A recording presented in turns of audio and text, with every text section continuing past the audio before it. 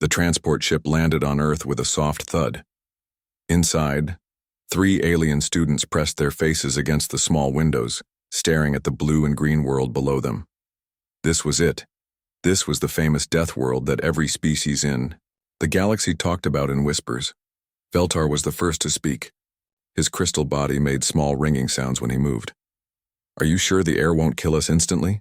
he asked through his translator device. Him floated in her water tank, her tentacles moving with worry. "The reports said this planet has deadly gas in the air, something called oxygen. It burns things." Crix clicked his insect-like mandibles nervously. "My homeworld told me that nothing should be able to live here, but somehow billions of creatures do." The ship's captain, a friendly Zentari, laughed. "Don't worry, younglings. The humans have been expecting you.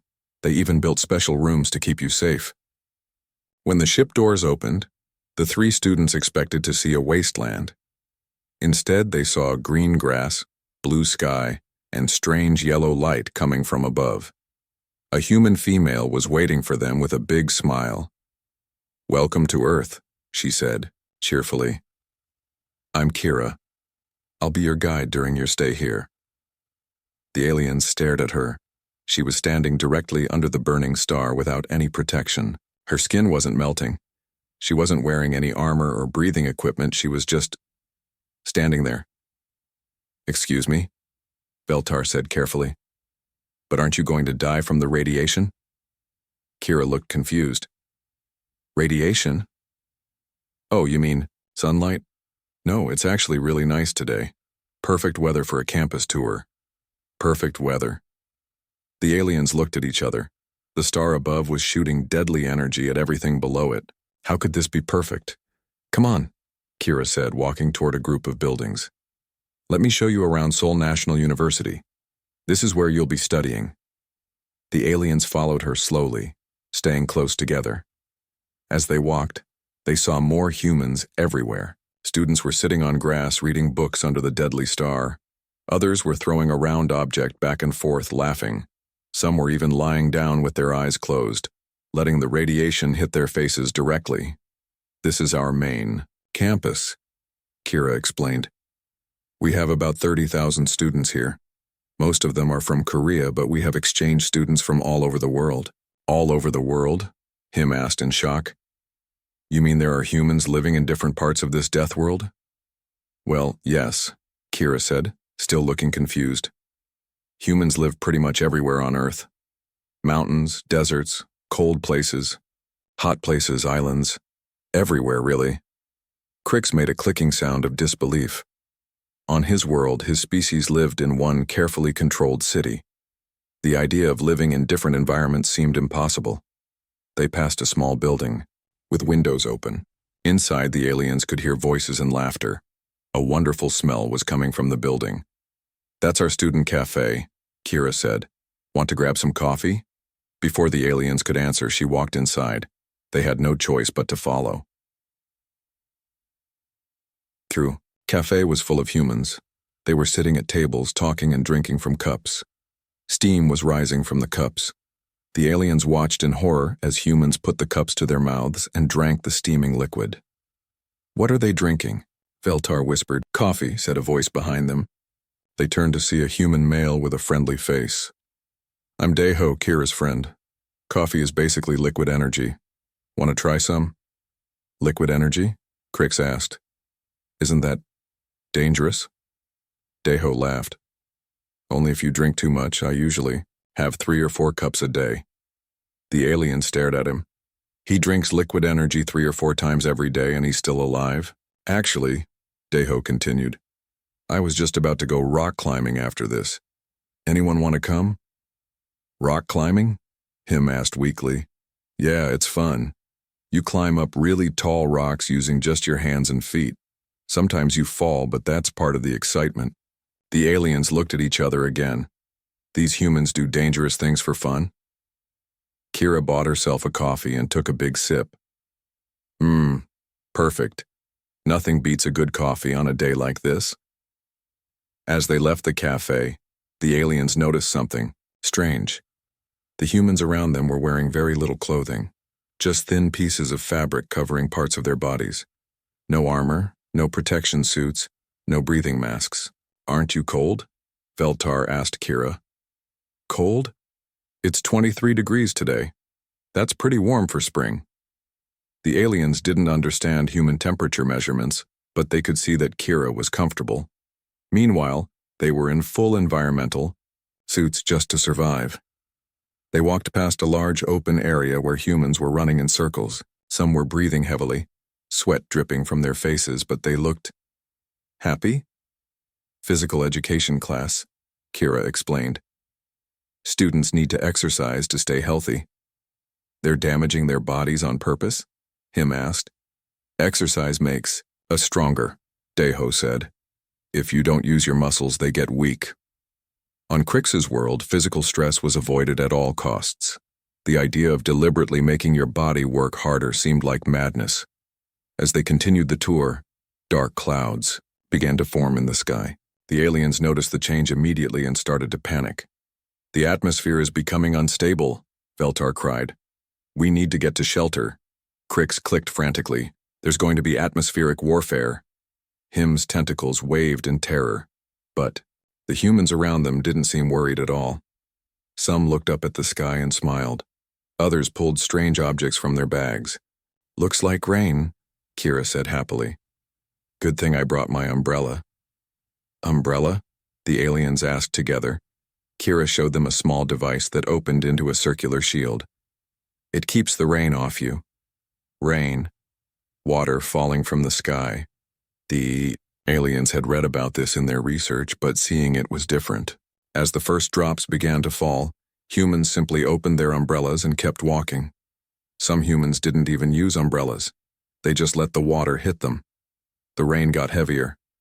The aliens expected panic, evacuation, emergency sirens. Instead, they heard laughter. Human children were running around in the rain playing games. Their parents watched and smiled. This is normal? Crix asked, water running off his environmental suit. Rain is pretty common in spring, Deho said, standing calmly under his umbrella. We need it for the plants to grow. And you just continue your daily activities during atmospheric warfare? Atmospheric warfare? Kira laughed. It's just rain. Though I guess if you're not used to weather, it might seem scary. The aliens watched in amazement as humans continued their normal activities. Students walked to class. People sat in cafes looking out at the rain. Some humans were even outside without umbrellas, just walking normally as water fell on them from the sky. Your species, Veltar said slowly, treats environmental chaos as routine? I wouldn't call rain chaos, Kira said. It's just weather. Wait until you see a real storm. The aliens looked at each other with terror. A real storm? This wasn't even considered a real storm. As they reached the dormitory where the aliens would be staying, the rain began to stop. Humans put away their umbrellas and continued with their day as if nothing had happened. Well, Kira said cheerfully, that was a nice welcome to Earth. Tomorrow we'll start with your first classes. I think you're going to love it here. The aliens said nothing. They were beginning to understand why Earth was called a Deathworld, but they were also beginning to understand something else. The humans who lived here didn't think of it as a Deathworld at all. They thought of it as home. As they entered their specially built safe rooms, the 3 alien students looked out at the campus. Human students were walking around, talking, and laughing. The deadly star was shining again. Plants were growing everywhere, reaching toward the radiation source like it was good for them. How do they do it? Him whispered. I don't know, Crix replied. But we're going to find out. Outside their window, they could hear human voices. Someone was planning a hiking trip for the weekend. Someone else was talking about swimming in the ocean. The aliens realized their education was just beginning. The next morning, Kira knocked on the aliens' door bright and early. Ready for your first day of classes? She asked with a big smile. The 3 alien students had spent the whole night talking about what they had seen. None of them had slept. Well, their safe rooms felt strange after watching humans sleep in regular buildings with thin walls and open windows. We are ready, Veltar said, though his crystal body was dim with worry. Great, First class is biology, with Professor Minho. He's really excited to meet you. They walked across campus as humans rushed past them carrying books and bags. The aliens noticed that humans moved fast, even when they weren't in danger. On their homeworlds, you only moved fast when something was trying to kill you. The biology classroom was full of human students. They were talking and laughing as if they weren't about to learn about the deadly world they lived on. Professor Minho was a middle-aged man with kind eyes and a warm smile. "Welcome, everyone," he said. "Today we have special guests from other worlds. I thought we'd start with something basic, the human body and how it works." Basic? The aliens looked at each other nervously. Professor Minho turned on a large screen. "Let's begin with something simple. The human body contains about 37 trillion cells, but that's not all that lives inside us." He clicked to the next slide. It showed millions of tiny creatures. We also carry about 39 trillion bacteria in our bodies at all times. Veltar made a sound like breaking glass. "Bacteria? Those are alive?" "Yes," Professor Minho said happily. "They live in our mouth, our skin, our stomach, everywhere. Really, most of them help keep us healthy." "You have billions of living creatures inside your body?" Crix clicked in horror. "And this is good?" The human students laughed. One girl named Sujin raised her hand. "Professor, should we tell them about viruses too?" "Good idea, Sujin." Professor Minho clicked to another slide. "Humans also deal with viruses all the time. Viruses are even smaller than bacteria, and they try to take over our cells." Him's tentacles went completely still. "Take over your cells?" "Yes, but don't worry. Our immune system fights them off. We get sick sometimes, but then we get better.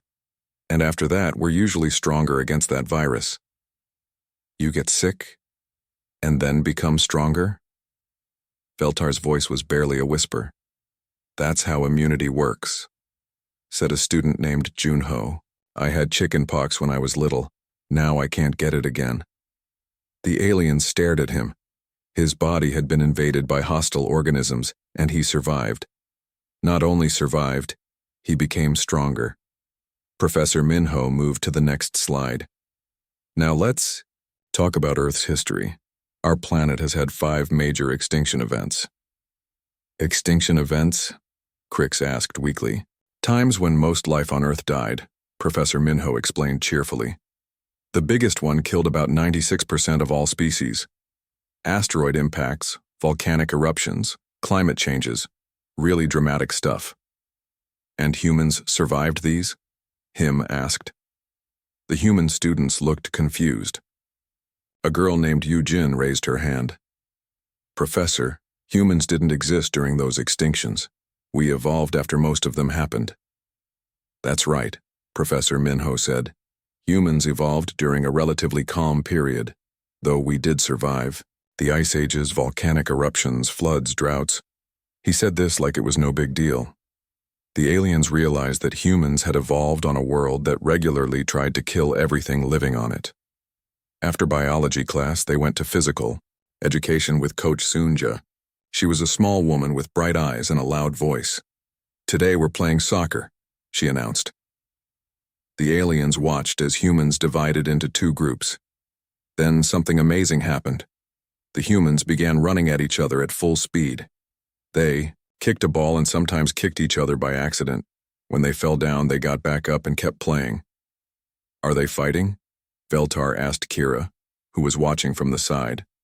"No, they're playing," she laughed. "It's fun." One student named Minwoo collided with another student named Haewon. Both fell hard to the ground. The aliens expected medical teams to rush over. Instead, both humans jumped up, laughed, and kept playing. "Don't they feel pain?" Crix asked, in amazement. "Of course they feel pain," Kira said. "But a little pain isn't a big deal. It means you're alive." "Pain means you're alive?" On Crix's world, any pain meant something was seriously wrong. The game continued. Humans ran until they were breathing hard and sweating. They seemed to enjoy pushing their bodies to the limit. When the game ended, They were all smiling and congratulating each other. "Good game, everyone," Coach Sunja called out. "Remember, we have the mountain climbing trip next week." Mountain climbing. The aliens watched the humans walk away, still laughing and talking about the game they had just played. In the afternoon, they went on a field trip with graduate student Taimin. He was studying environmental science and wanted to show them a safe local park. "This is Namsan Park," Taimin said as they walked along a path. "It's right in the middle of the city. Nothing dangerous here." The aliens looked around nervously. They saw tall plants everywhere, reaching high above their heads. Flying creatures moved between the plants, making loud noises. "What are those flying things?" Him asked, pointing at some birds. "Just sparrows," Taimin said. "They're harmless. Now, over here we have some interesting plants." He stopped next to some colorful flowers. "These are azaleas. Beautiful, right? But don't eat them, they're poisonous." "Poisonous?" The alien stepped back quickly. "And these mushrooms here," Taimin continued, pointing to some fungi growing on a log. "These ones will make you very sick. But these other ones are good to eat." Pointed to different mushrooms that looked almost exactly the same to the aliens. "How do you tell the difference?" Veltar asked. "You learn," said a student named Eunha who was with them. "My grandmother taught me when I was little. Everyone knows which plants are safe and which ones aren't." Everyone knows? The aliens realized that human children learn to identify deadly plants as part of growing up. As they walked deeper into the park, they heard strange sounds, buzzing, chirping, rustling in the bushes. "What's making those sounds?" Crix asked nervously. "Oh, just insects and small animals," Taimin said. "Bees, crickets, maybe a squirrel or two." "Bees." Him's tentacles curled up in fear. "Don't they have poisonous stingers?" "Well, yes, but they usually don't sting unless you bother them," said another student named Sang-ho. "I got stung last week when I accidentally stepped on one. It hurt for a while, but it's fine now." He got stung by a poisonous creature and considered it no big deal. Suddenly, loud sounds came from the sky. The aliens looked up to see large flying creatures with sharp claws and curved beaks. "Predators!" Crick shouted. "Those are just crows," Taimin laughed. "They're actually pretty smart. Sometimes they follow hikers hoping for food scraps." The humans continued walking as if giant flying predators weren't circling overhead. As they headed back, sirens began wailing across the campus. The aliens froze in terror. Emergency sirens meant immediate danger on every world they knew, but the humans around them didn't panic. Instead, they started walking calmly toward buildings. "What's happening?" Veltar asked in panic. "Just an earthquake drill," Kira explained. "We practice what to do if the ground starts shaking." "The ground shakes?" Him asked weakly. "Sometimes," said a student named Jihoon. "It's not too common here, but it happens. Better to be prepared." The aliens watched in amazement as thousands of humans calmly practiced what to do when their planet's surface became unstable. They had procedures for when the very ground beneath their feet tried to kill them. "Do you have drills for other disasters too?" Crix asked. "Sure," Jihoon said. "Fire drills, flood drills, typhoon preparations. My family keeps emergency supplies at home just in case." Emergency supplies. These humans lived every day knowing that their world might try to kill them at any moment, and they were prepared for it. As the day ended, the 3 alien students sat in their safe rooms trying to process what they had learned. "They carry billions of living things inside their bodies," Veltar said quietly. "They play games that cause pain," Crix added.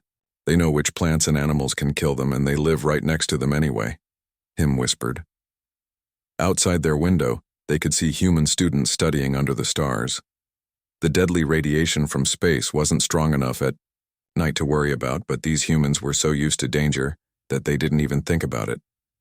"Tomorrow we're going camping," Kira had told them before leaving. Camping. Sleeping outside, where all the dangerous plants and animals lived. The aliens looked at each other and wondered what other surprises the humans had in store for them.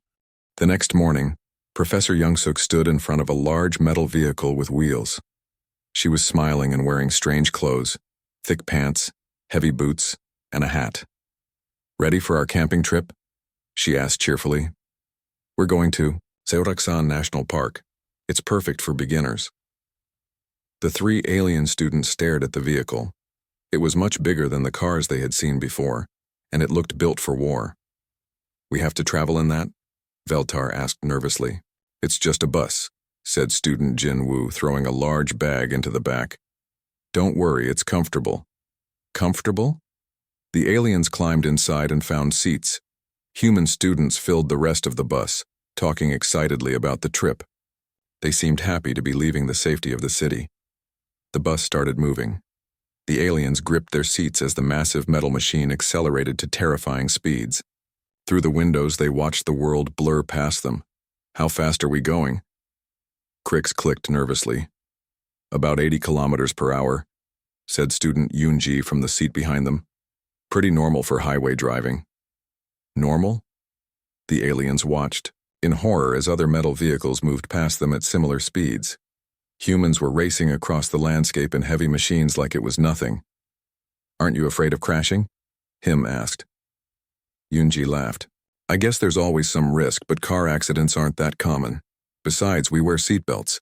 She showed them the thin strap across her chest. This tiny piece of fabric was supposed to protect her if tons of metal crashed at high speed. After an hour, the bus stopped at a rest area. The humans got out and walked into a building. The aliens followed, curious about what humans did during their high-speed journeys. Inside, they found humans eating and drinking. But the food wasn't fresh. It came in packages and containers. "What is that?" Veltar asked, watching a student named Dongsu eat something from a shiny wrapper. "Beef jerky," Dongsu said, offering them some. "It's dried meat. Lasts for months without going bad." "Months?" The aliens stared at the preserved flesh. On their worlds, food had to be fresh or it became poisonous. But humans ate food that had been stored for months and considered it normal. "We also have these," said another student named Hyrin, showing them colorful packages. "Energy bars, dried fruit, nuts. All the stuff you need for camping." The aliens realized that humans had learned to preserve food so they could travel far from safe places. They planned to go into dangerous areas and survive there. Back on the bus, they met the driver. He was a friendly man named Dong-Soo, who had been driving for 20 years. "Beautiful day for camping," he said. "I drove through 3 provinces this morning. Started in Seoul, went through some mountains, now we're heading to the coast. Korea's got everything, cities, mountains, beaches, forests." "You travel through different environments in one day?" Crix asked in amazement. "Sure, that's the fun of driving. Every place is different. Different weather, different plants, different challenges. Different challenges? This human sought out different dangerous environments for entertainment. When they finally reached the national park, the aliens expected to see a safe, controlled area. Instead, they saw wild land stretching in all directions, tall mountains covered with plants, streams flowing with wild water, and sounds, so many, sounds from unseen creatures. "Here we are," Professor Youngsuk announced. "Home for the next 2 nights." Home? This wilderness was going to be their home. The human students immediately started unloading bags and equipment. They moved with practiced efficiency, like they had done this many times before. "First we set up camp," said student Jinwoo. He pulled out what looked like folded fabric. "Help me with this tent." The aliens watched as Jinwoo and Yoonji turned the fabric into a small shelter. It had thin walls and a floor that barely separated them from the ground. "This is where we sleep?" Him asked weakly. "Yep.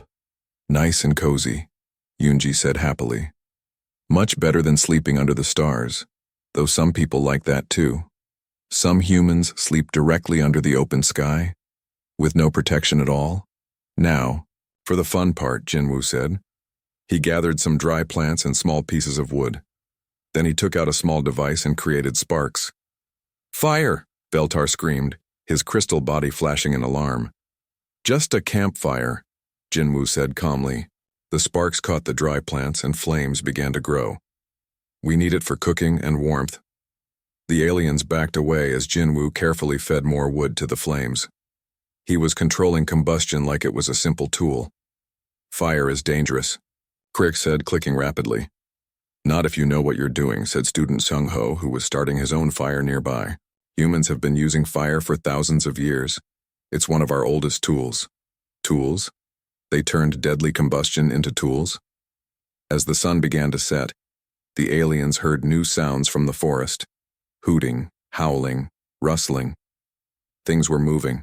In the darkness beyond their small circle of firelight. What are those sounds? Veltar asked nervously. Just night animals, Professor Youngsuk said. Owls, maybe some deer, possibly a wild boar or two.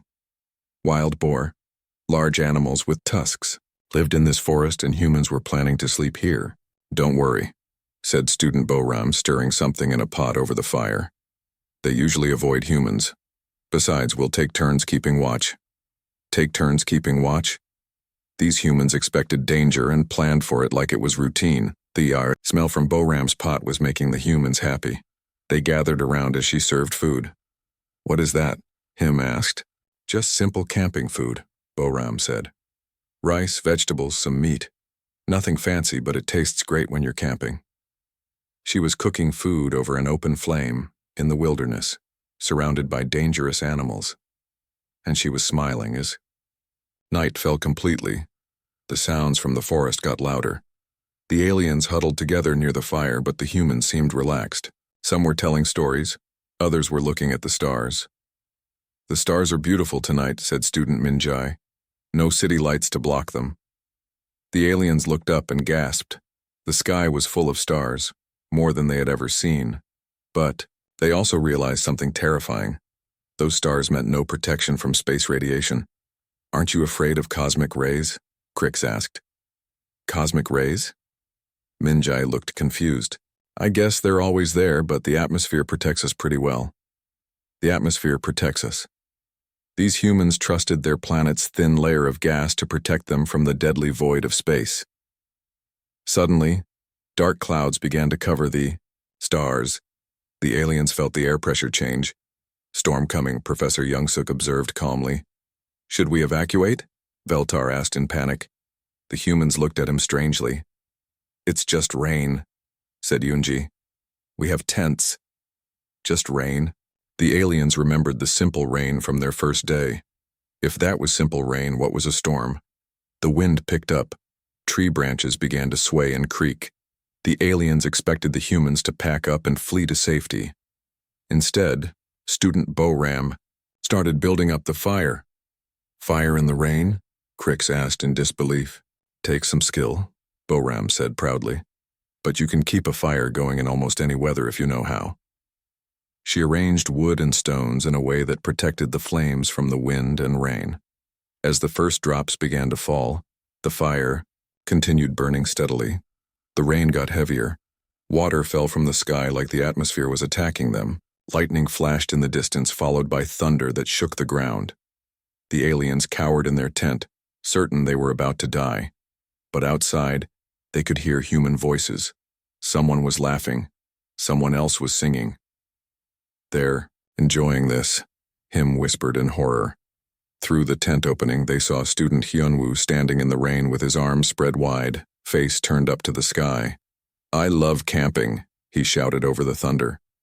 The storm lasted 2 hours. When it finally passed, the humans emerged from their tents like nothing had happened.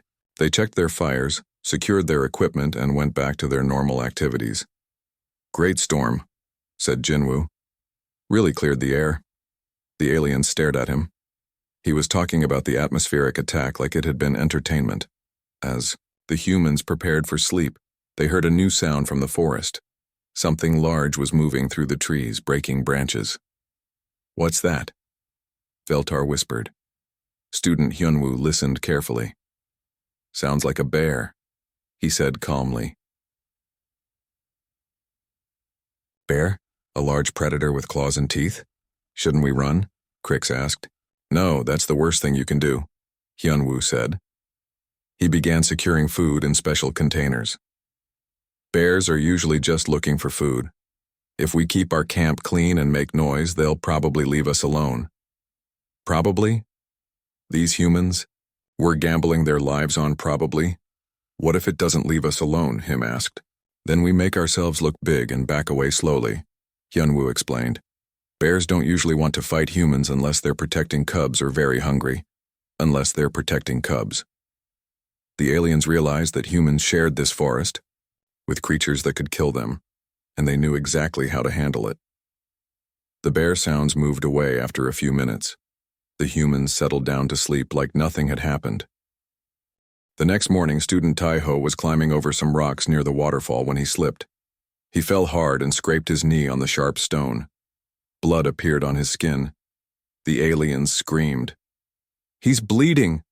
Veltar cried, his crystal body flashing red with alarm. "He's going to die!" "Medical emergency!" Crix clicked frantically. "Where are the emergency medical teams?" But the humans around them didn't panic. Taeho just sat up and looked at his knee. "Ouch," he said calmly. "That's going to need cleaning." Student Yejin walked over with a small bag. "I've got a first aid kit," she said. She opened the bag and took out a small bottle and some white cloth. Then she poured liquid from the bottle onto Taiho's wound. The aliens watched in horror as the liquid touched the open wound. They expected screaming, but Taiho just winced a little. "What is that liquid?" Him asked fearfully. "Antiseptic," Yejin said.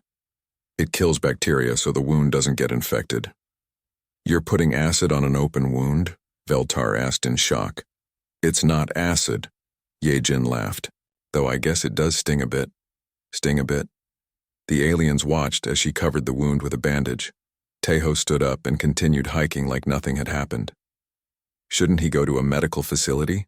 Crix asked. "For a scraped knee?" Taeho looked confused. "It's just a small cut. It'll heal in a few days." "A few days?" His body could repair itself from open wounds in just a few days? When they returned to the city, Professor Youngsuk decided to take them to a hospital for a tour. "Since you seem so worried about Taeho's little scrape," she said with a smile. The hospital was full of humans walking around normally. Some had bandages on various body parts. Others were sitting in chairs waiting calmly. "This is the emergency room," explained Nurse Gi Young. "We treat people who get hurt or sick suddenly." She led them to a bed where a human was lying down. His arm was bent at a strange angle. "Broken arm," Nurse Gi Young said cheerfully. "Fell off his bicycle. We'll fix him right up." "Fix him?" The aliens stared as medical workers took pictures of the inside of the human's body using some kind of ray machine. "How are you taking pictures of his bones?" Veltar asked. "X-rays," said Dr. Jae-sung, who had joined them. "Electromagnetic radiation that passes through skin but not bone." "More radiation?" These humans were shooting radiation through their bodies to see inside. "Doesn't that hurt him?" Crix asked. "Nope," said the injured human from the bed. "Can't feel a thing. This is my third broken bone this year, actually." "Third broken bone?" The alien stared at him. His skeleton had been fractured 3 times and he was still alive? "Some people are accident-prone," Dr. Jae-sung said with a laugh, "but humans heal pretty well from broken bones. Takes about 6 weeks." 6 weeks? His body could rebuild its own skeleton in 6 weeks? They moved to another room where a woman was having her stomach examined. "She needs her appendix removed," Dr. Jae-sung explained. "Removed?"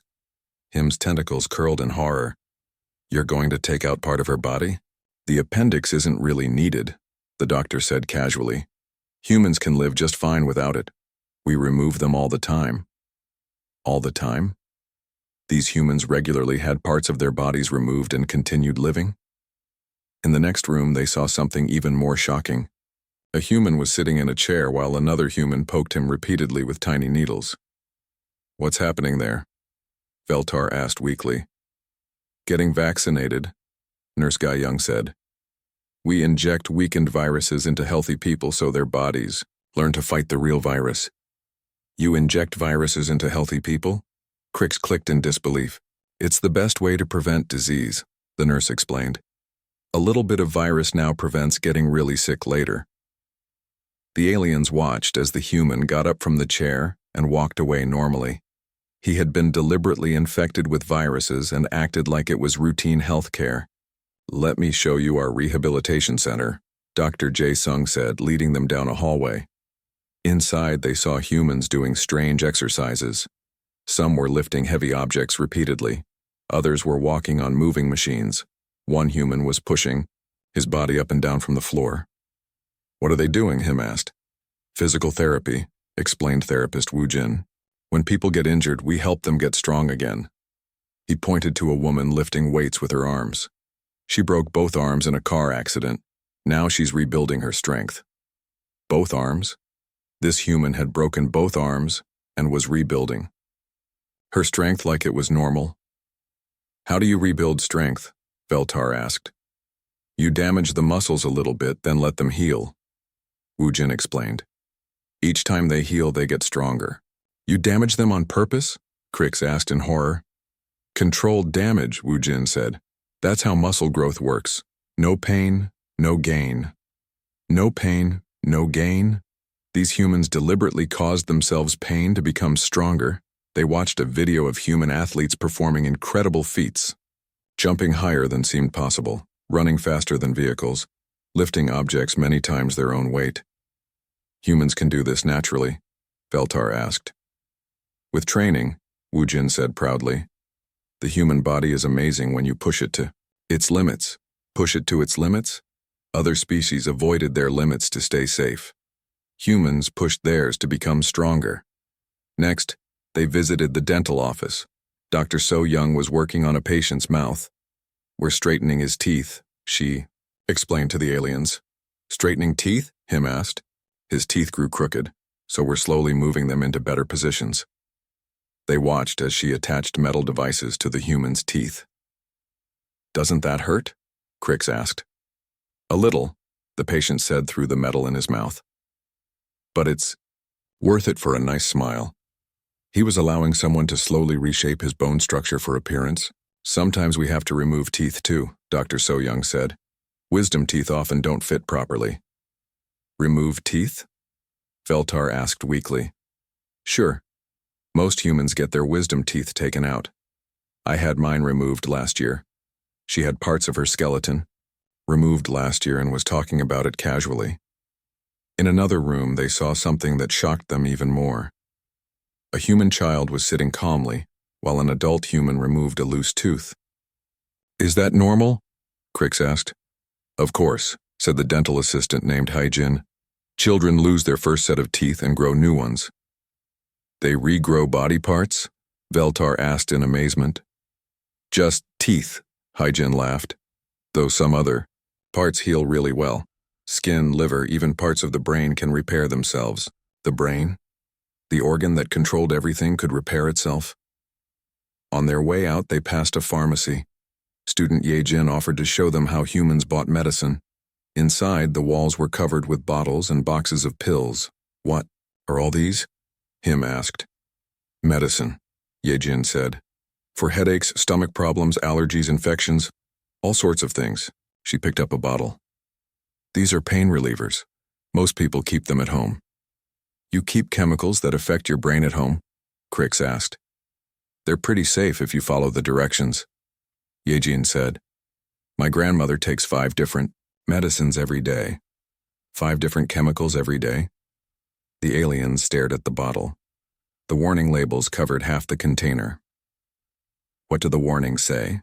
Veltar asked. "Oh, just the usual stuff. Don't take too many. Might cause stomach problems, don't mix with alcohol, could cause liver damage if you overdose." Liver damage? These humans regularly consumed substances that could damage their organs? "But they're safe?" Him asked. "Sure, as long as you're not stupid about it," Ye-jin said. "Everything can hurt you if you use too much, everything can hurt you." These humans lived in a world where even their medicine could kill them, and they considered this normal. As they walked back to campus, the aliens tried to process everything they had seen. "They inject themselves with viruses," Veltar said quietly. "They Break their bones and heal them stronger, Crix added. They remove parts of their bodies for convenience, Him whispered. They passed a group of human students discussing their plans. One mentioned getting surgery to fix his vision. Another talked about running a marathon next month. A third was planning to donate blood to help sick people. Donate blood? They gave away their life fluid to help others? How do they survive? Veltar asked. I think, Crix said slowly, they don't just survive, they get stronger. That evening, medical student Hyejin visited them in their dormitory. She had heard about their hospital tour and wanted to answer any questions. I heard you were surprised by some of the things you saw, she said with a friendly smile. You had an organ removed, Him said, staring at her. My appendix? Yeah, last month. Hurt for a few days, then I was fine. She lifted her shirt slightly, to show a small scar. See? Barely noticeable. The alien stared at the mark where surgeons had cut into her body and removed a part of her. Doesn't it worry you? Veltar asked. Having parts of your body taken out? Not really, Hyejin said. Doctors know what they're doing. Besides, I feel much better now. The appendix was making me sick.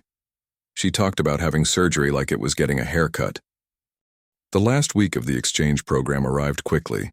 The 3 alien students had to prepare presentations about what they had learned on Earth. They sat in the library, surrounded by books and computers, trying to make sense of everything they had seen.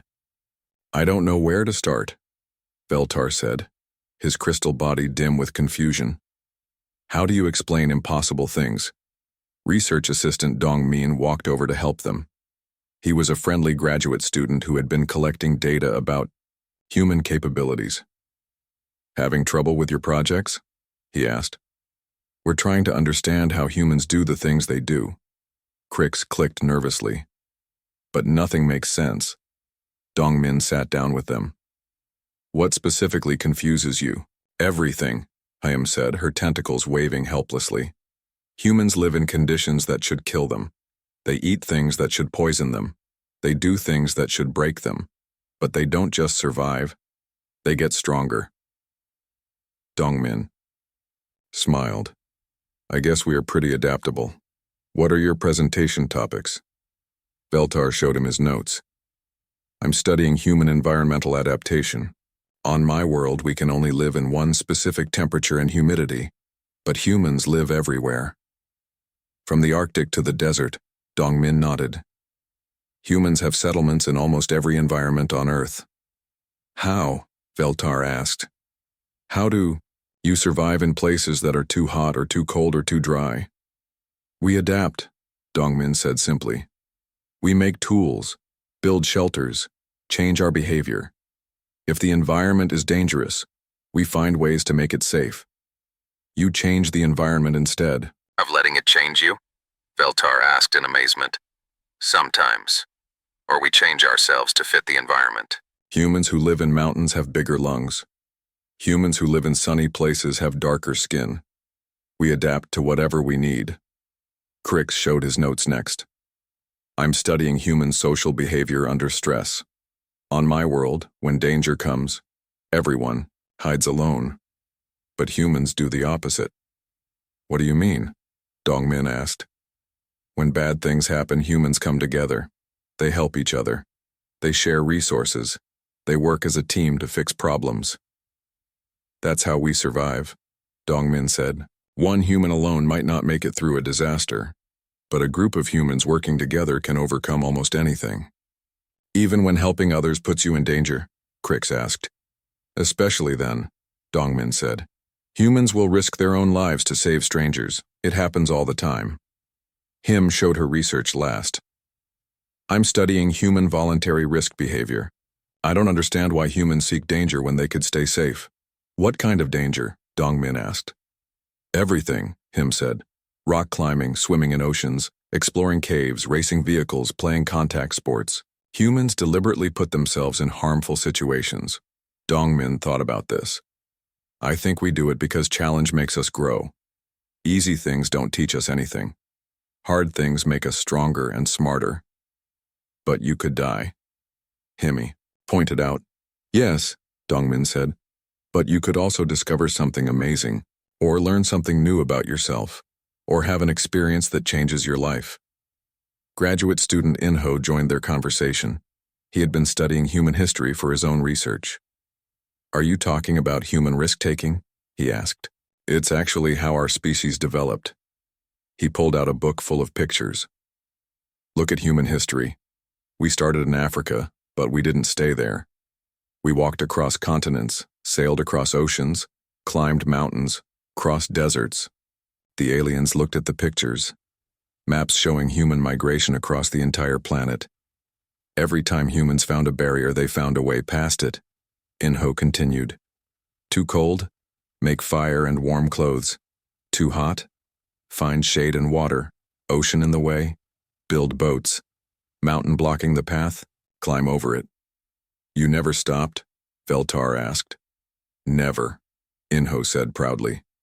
Humans have been to the deepest parts of the ocean and the highest peaks on land. We've been to both poles. We've even left the planet and walked on the moon. The moon? The alien stared at him. Humans had traveled to other worlds? But why? Crix asked. Why not stay in safe places? Because, Inho said, humans don't want safe. We want better. We want to see what's over the next hill, beyond the next ocean, past the next star. The aliens spent the rest of the week preparing their presentations. They interviewed human students, watched videos, and read books about human achievements. The night before their presentations, they sat together in their rooms, overwhelmed by what they had learned. I found something terrible, Veltar said quietly. What? The others asked. Humans don't just survive disasters. They use disasters to become stronger. Every time something bad happens, they learn from it and prepare for worse things. He showed them a book about human engineering. They build buildings that can survive earthquakes. They make systems that work even when storms destroy everything. They plan for disasters that haven't happened yet. They prepare for unknown dangers? Him asked. Not just prepare, Veltar said. They assume something worse is coming and get ready for it. Crix had discovered something equally shocking. Humans don't just help each other during emergencies. They create organizations whose only job is to help people. He showed them information about human rescue services, hospitals, and aid groups. When disasters happen anywhere on Earth, humans from other places come to help, even if they don't know the people, even if it's dangerous. They risk themselves for strangers? Him asked. All the time, Crix said. There are humans whose job is to run into burning buildings to save people, humans who go into war zones to help injured people, humans who volunteer to help in any disaster anywhere. Him had made her own disturbing discovery. Humans don't just seek risk for fun. They use risk to test their limits and push past them. She showed them videos of human athletes, explorers, and inventors. Every human achievement comes from someone deciding to try something dangerous, flying in machines, exploring space, diving underwater, climbing mountains. They do impossible things because they refuse to accept that anything is impossible. The day of presentations arrived. The auditorium was packed with human students and faculty. Several alien professors had also come to hear the results. Veltar went first. He stood at the podium, his crystal body bright with nervousness. Humans adapt to any environment, he began. But they don't just adapt, they master it. They turn deadly places into homes. They make hostile environments serve their needs. He showed pictures of human cities in deserts, on mountains, and frozen lands. Other species find one safe place and stay there. Humans make every place safe. The audience listened quietly as he explained how humans had learned to survive everywhere on their planet. Crick spoke next about human cooperation. When danger comes, most species scatter. Humans do the opposite. They form groups, share resources, and work together to solve problems. He showed examples of humans working as teams during emergencies. Individual humans are strong. Groups of humans are unstoppable. Finally, Him presented her research on human risk-taking. Humans seek danger because danger teaches them. Every challenge makes them stronger, smarter, and more capable. She showed videos of human achievements that seemed impossible. Humans don't avoid their limits, they break them. When the presentations ended, the auditorium was silent. Then Professor Chang-wook, a visiting alien faculty member, stood up. In all my years studying different species, he said slowly, I have never encountered anything like humans. He looked at the human students in the audience. Your baseline capabilities exceed what most species can achieve with technological enhancement. You live on a world that would kill most other life forms, and you call it home. The human students looked confused. They didn't understand why this was impressive.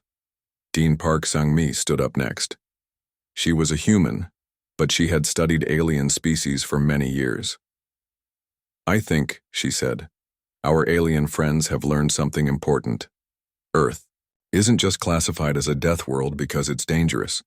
It's classified as a death world because anything that can survive here becomes incredibly strong. She looked at the alien students. You've spent months living among the most successful species in the galaxy. Humans didn't conquer Earth. Earth created humans. This world made them into what they are. After the presentations, there was a farewell party. Human students brought food, played music, and shared stories with the alien visitors. Student Myung-ho came up to the aliens. So what did you think of Earth? He asked cheerfully. It was... Veltar started, then stopped. How could he explain? Educational, Crick said finally. Fun, said student Da-yoon. I hope you had a good time. I know it's probably pretty boring. Here compared to other worlds. Boring? The aliens looked at each other. These humans thought their incredible death world was boring? What are you planning for next semester? Da-yoon asked. We did.